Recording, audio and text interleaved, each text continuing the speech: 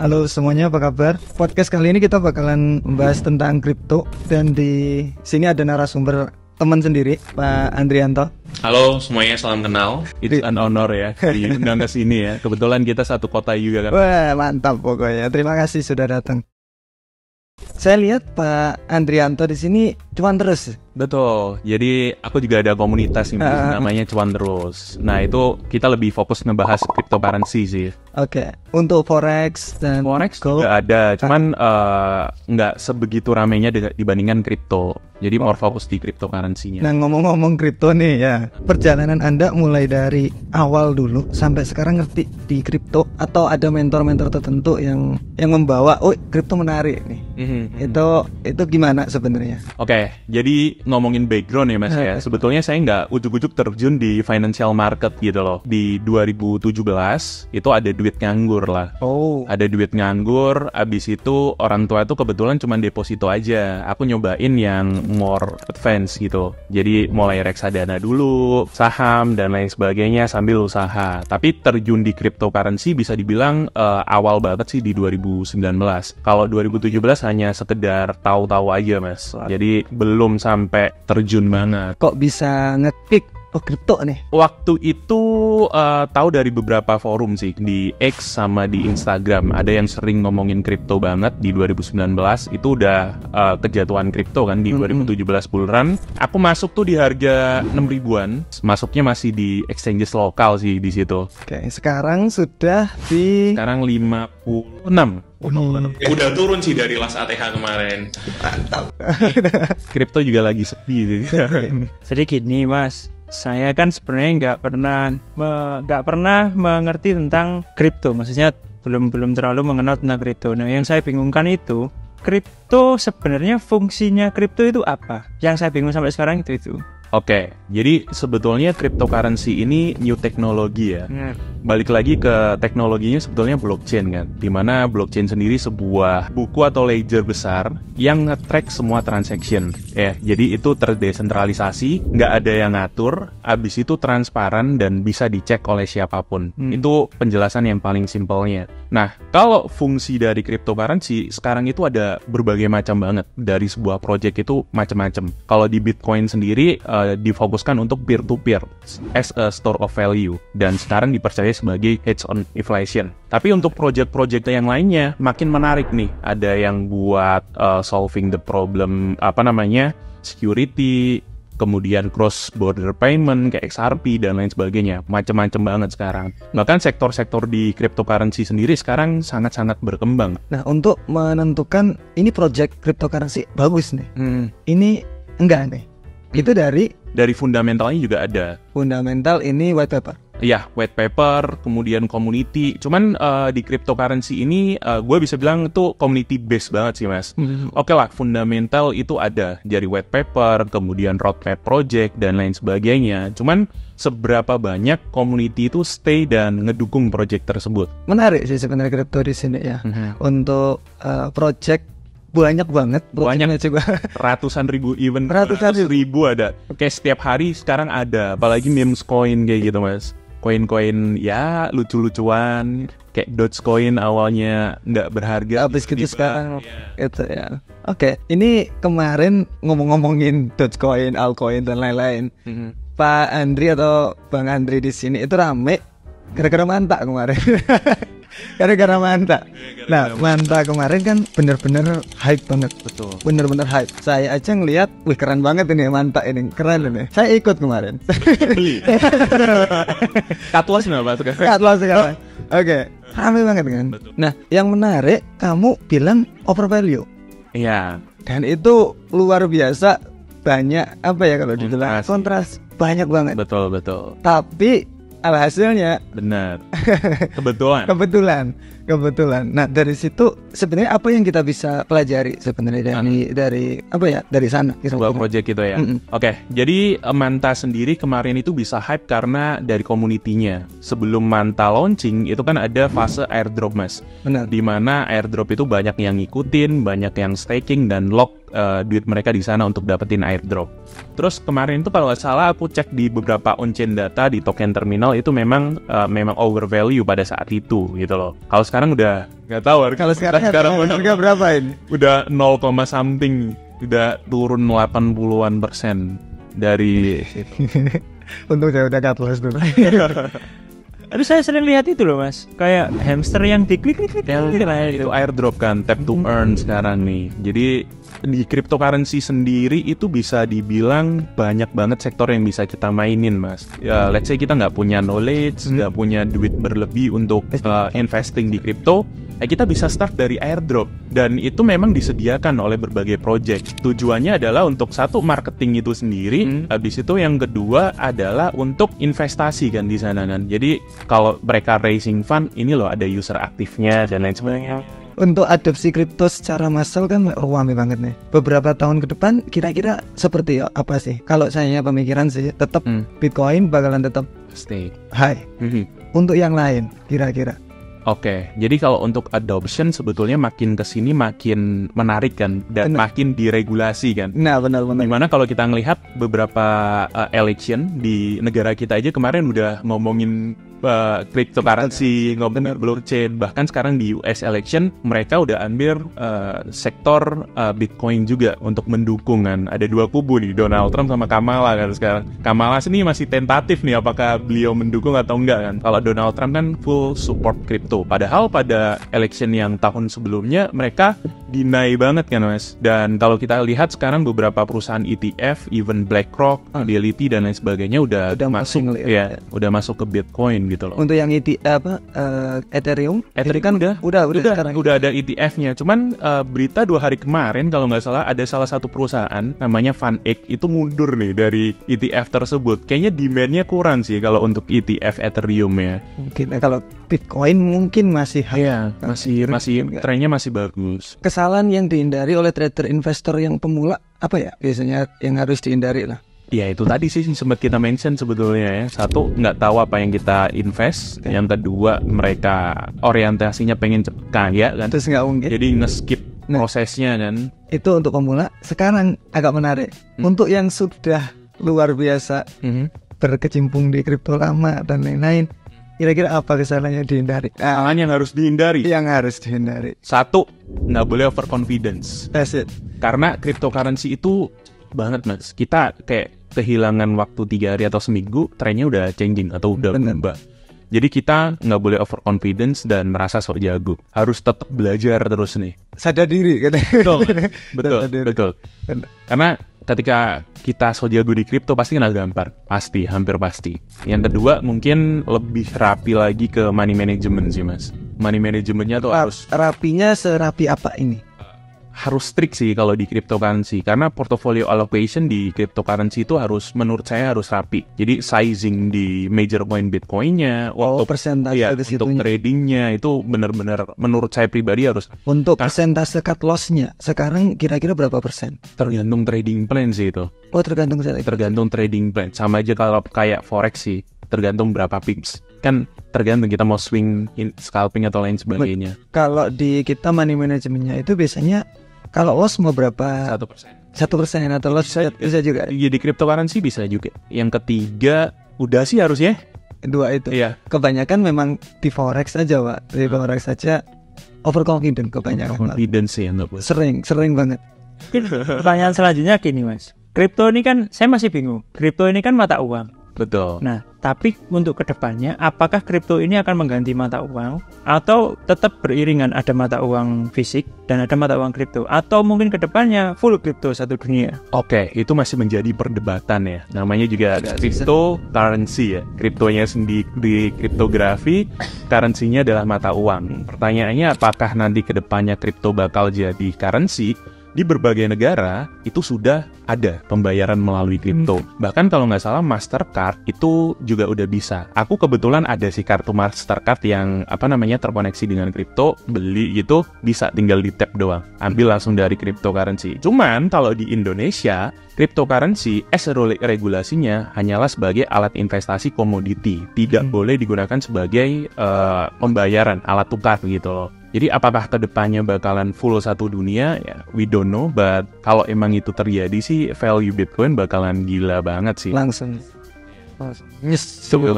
Tubuh cilok di kripto. Oh iya.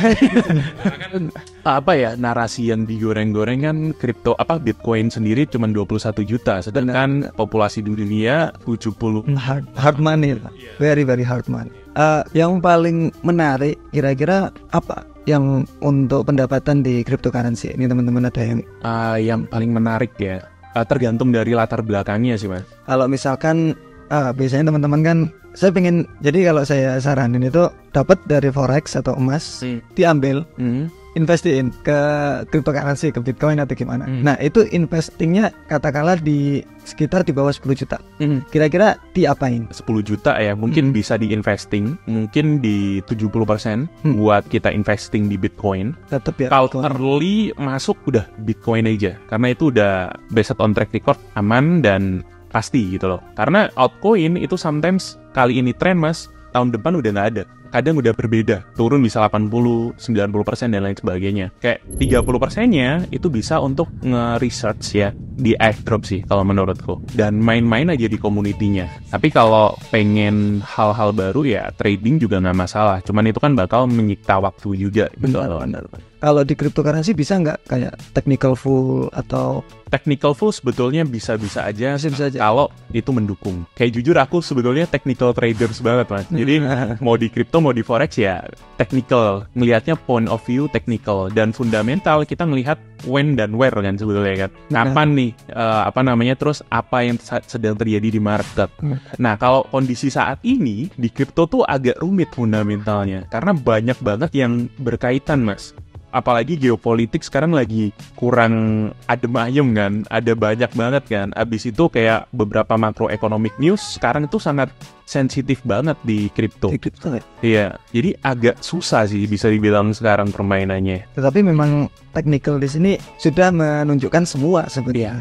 Sebenarnya. Iya. Cuma awareness-nya kita nggak. Iya, betul. Berarti untuk masalah mining udah nggak bisa ngasilin uang berarti.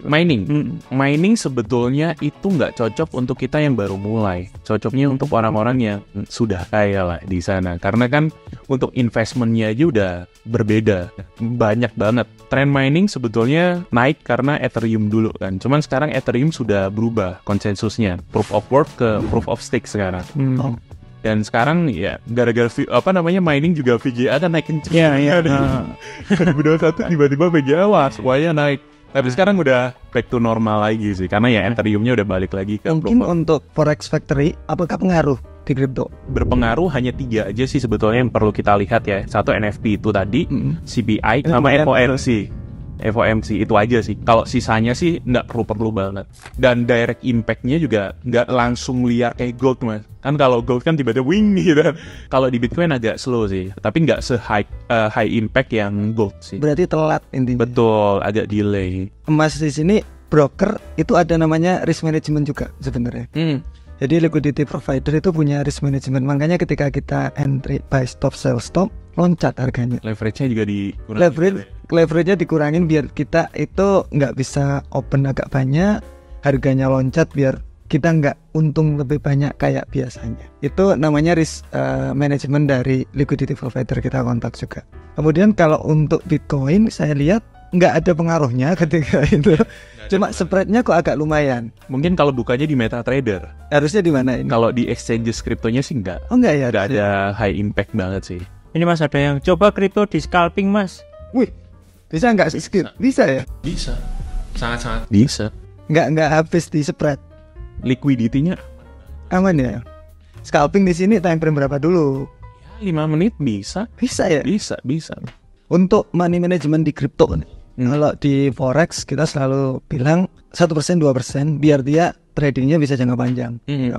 Kalau di kripto di sini kan spot nih. Betul. Nah kalau spot di sini kan kita bisa holding sampai tua mungkin. Sampai tua. Itu money managementnya seperti apa? Cut loss atau? Kalau aku sendiri sih menerapkan portfolio allocation nih Mas. Oke. Jadi pendekatan yang aku biasa pakai tuh barbell strategi sebetulnya. Oh. Ada yang high risk, ada yang low risk. Jadi high risk kita kayak Bitcoin, Ethereum, ya let's say itu bisa kayak 70% atau 80%. 20%-nya nih mau main altcoin, mau memes coin, atau trading CFD. Yang ratusan persen naik sih. Gitu loh. Cuman ya bet on the majornya dulu. Kalau major crypto atau indeksnya ya kan Bitcoin. Kalau indeks altcoin bisa di Ethereum. Mungkin indeks memes coin sekarang kan mayoritas dibuild di Solana. Jadi bisa bidding Solana gitu aja sih. Nah, untuk alokasi per belinya itu sama aja, kita bisa gunakan risk management juga. Di TradingView kan kelihatan tuh kita mau pakai risk per trade berapa. Ya udah diukur aja di situ, sizingnya kan otomatis kelihatan. Kripto di sini spot berarti sering nggak cut loss? Kalau emang tidak sesuai trading plan kita invalid ya cut loss. Cut loss aja. Cut loss aja karena nggak bisa dibiarin sampai lama. Kripto tuh bisa down banget. Kecuali yang major. Oh, yang kemarin major juga sampai drop. Apa tuh? Apa itu yang kemarin itu ya? Luna. Ya Luna, benar. Karena konsensusnya yang bermasalah. Itu top 10 juga loh termasuk. Sempat top 10 tapi rakpul kan. Jadi Luna itu sebetulnya sebuah company yang ngebikin project USD stablecoin gitu. Ya USD ini kan di-pack sama Bitcoin. Tiba-tiba dilepas, tapi konsensusnya USD sama Luna itu 1:1. Berarti bisa juga, Masku, yang lain juga bisa seperti itu. Ya, makanya stop loss itu perlu. Ya. Sayangnya adalah mungkin mayoritas newbie traders adalah menganggap stop loss itu aib kan, Mas. Kayak akhir segalanya gitu kan. Mending mereka hoping gitu, betul nggak? Aib, kayak jelek banget tuh. Kalau aku lihat sih gitu sih, Mas. Jadi mereka tuh lebih baik margin call dibanding stop loss. Iya mungkin ya. Kalau untung dikit, buru-buru. Kalau gagal ya udah biarin. Swing saya. Tiba-tiba jadi investor. Padahal masuk pengen scalping. itu lumayan sih. Coba. Ngomong-ngomong masalah kripto ini, Pak. Kan kripto ini kan mata uangnya kan diproduksi dan tidak akan ditambah lagi kan. Ada beberapa proyeknya Bitcoin. Nah ya, kalau seumpama ini tidak akan ada tambahan koin lagi, apakah bisa satu koin itu jadi milik satu orang, Mbak? Agak susah. Lu ada duit berapa? Nah, ini seumpama kalau kayaknya kayak banget gitu kan. Nggak bisa. Nggak bisa. 3 orang. Kayaknya susah. Kayaknya kita kalau ngomong gini susah. Kayak ada beberapa orang jago ataupun negara sempat nge-shutdown Bitcoin. Itu nggak bisa ya. China kalau nggak salah ya, correct me if I'm wrong, sempat pengen nge-shutdown Bitcoin pada tahun-tahun sebelumnya, nggak bisa. Pada akhirnya ya mereka mengakui. Soalnya musuhnya dunia. Karena sebetulnya lahirnya cryptocurrency ini bisa dibilang seru sih, Mas. Kan desentralisasi, tidak diatur siapapun. Nah, dia kan stand out aja gitu. Itu bener. Keren. Dan tidak bisa ya. Boleh nggak Mas tanya, Mas? Pernah rugi berapa duit di kripto? Wah, ya boleh. Masalah sih rugi ya. Oke, jadi ngomongin untung kan balas. Nah, itu manis. Jadi rugi pertamaku di kripto itu ketika masuk nih pertama kali. Aku masuk kripto tuh 100 juta, Mas. 100 juta masuk Bitcoin. Jadi 167 juta. Tuh, seneng dong ini. Ya, seneng. Habis itu masuk altcoin, tiba-tiba tinggal 37 juta. Bentar. 100 juta jadi 167 juta. 106, berarti 67%. Ya. Habis itu, wah, Bitcoin, altcoin naiknya kenceng nih, ya kan? Bitcoin cuma naik segini, lempar ke altcoin. Diambil itu tadi. Diambil. Iya, Bitcoinnya diambil semua, lempar ke altcoin, tebar jalan. Ternyata sisa 34 juta. Abis itu the biggest loss ya, itu sebetulnya nggak gede-gede banget sih. Ya ratusan juta, kayak 300-an juta something. Itu di 2020, COVID crash. Itu aku main di BitMEX, Mas. Itu anak-anak komunitasku sih harusnya tahu yang lama ya. Itu kasino kripto pertama sih, leverage pertama, BitMEX. Jadi aku overconfidence. Dia punya leverage dari ya, leverage-nya gila dan liquidity-nya hancur. Dari dulu. Ya. Itu the biggest future exchange pada zamannya, BitMEX punyanya Arthur Hayes. Based on analisa dan researchku, aku ngeprediksi bottom Bitcoin waktu COVID crash itu di 4.600, 4.200. Dari sana saya all in semuanya. All in plus leverage berapa kali? 100. 100. Ternyata ada COVID crash, blep, langsung hancur, kena likuidasi bener-bener di COVID. Ya.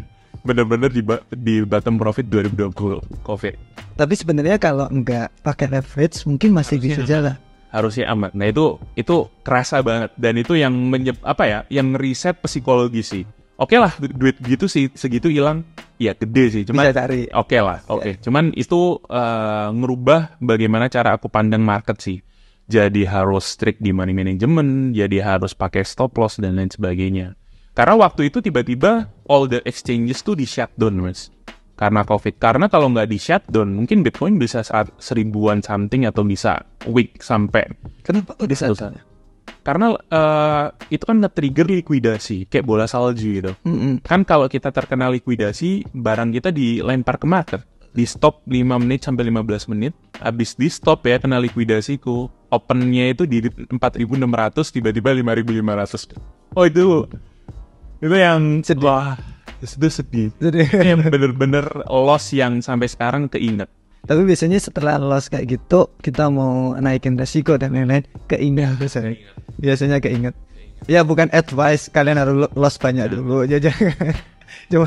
Cuma biasanya keinget. Tapi pasti setiap trader saat mengalami. Oh ya pasti. Karena ya mau lu punya guru, pasti gurunya keluar kuping gini. Kita ngomongin A sampai Z, tetap aja gak direkan. Kita kasih semua edukasi gratis, tetap aja gak direkan. Ya sudahlah, terserah. Bagian dari proses. Bagian dari proses. Oke, terima kasih banyak Pak Andre sudah jauh-jauh datang ke gua.